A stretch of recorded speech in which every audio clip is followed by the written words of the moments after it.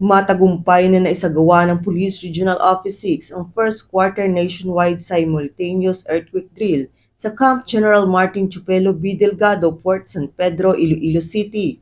Nito lamang ika-13 ng Marso taong kasalukuyan. Naging bahagi ng aktibidad ang mga kinatawan mula sa Office of the Civil Defense Region 6 at Bureau of Fire Protection. Isinagawa sa nasabing aktibidad ang simulasyon ng iba't ibang posibleng senaryo sa lindol, kung saan ipinakita ng mga tauhan ng Police Regional Office 6 ang kanilang kahusayan sa pagresponde at pamamahala sa mga sitwasyong kritikal. Layunin ng drill na ito na tiyakin ang kahandaan ng mga ahensya ng gobyerno kabilang ang mga kapulisan sa pagtugon sa mga kalamidad, partikular na ang lindol na isang malaking banta sa kaligtasan ng mamamayan at maaaring magdulot ng malubhang pinsala sa komunidad. Patuloy na makikilahok ang mga kapulisan sa Western Visayas sa ganitong mga pagsasanay upang mapalakas ang disaster preparedness na napakahalaga lalo na sa mga lugar na madalas tamaan ng lindol. Mula dito sa Police Regional Office 6, ako ang inyong Police News Network Correspondent, Patrolwoman Charmaine Balunsat, alagad ng batas, tagataguyod ng Balitang Pulis.